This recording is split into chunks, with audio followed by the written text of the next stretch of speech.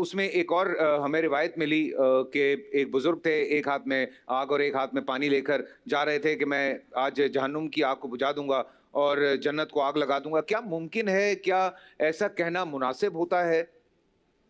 استغفر اللہ واتوب الیہ، یہ بالکل قرآن و سنت کی تعلیمات کا مذاق اڑانے کے مترادف ہے، یہ کوئی معرفت کی بات نہیں ہے، اس کو دقت نظر سے دیکھنے کی ضرورت ہے۔ سورہ السجدہ میں اللہ تعالیٰ نے فرمایا کہ ہمارے نیک بندے وہ ہیں جو جہنم کے خوف سے اور جنت کی طلب میں ہمیں یاد کرتے ہیں۔ بالکل جنت کی لالچ اللہ تعالیٰ نے دی ہے، جنت کا مذاق اڑانا یہ عقیدہ کفر ہے تمام کے نزدیک۔ مرزا نے اس بات پر استغفر اللہ پڑھا۔ نمبر 2، مرزے نے فتویٰ لگایا کہ یہ جملہ قرآن و سنت کی تعلیمات کا مذاق اڑانے کے مترادف ہے۔ نمبر 3، مرزے نے کہا یہ کوئی معرفت کی بات نہیں۔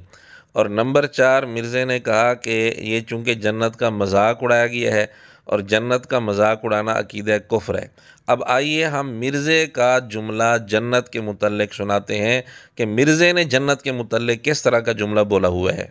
میں ایسی جنت کے اوپر لعنت بھیجتا ہوں جس میں مجھے میرے رب کا دیدار نہ ہو۔ میں نے تو زندگی کاٹی اس میں، دیدار الہی نہیں ہے نا، تو سرکار ہم ایسی جنت کے اوپر لعنت بھیجتے ہیں۔ اللہ ہاں جی، اگر اللہ کا دیدار نہیں ہے۔ سوال یہ ہے کیا یہ انداز گفتگو جنت کے متعلق مناسب ہے اور اس پر استغفر اللہ پڑھنے کی ضرورت نہیں ہے؟ کیا یہ معرفت کی بات ہے؟ کیا اس طرح کا جملہ بولنا قرآن و سنت کی تعلیمات کا مذاق اڑانے کے مترادف نہیں ہے؟ کیا کسی صحابی نے جنت کے متعلق اس انداز سے گفتگو کی ہے؟ کیا دیدار الہی کے علاوہ جنت کی باقی نعمتوں کی لالچ اللہ تعالیٰ نے نہیں دی؟ تو جو فتوے مرزا دوسروں پر لگا رہا تھا وہ سارے فتوے مرزے کے ان جملوں پر 100% فٹ آتے ہیں۔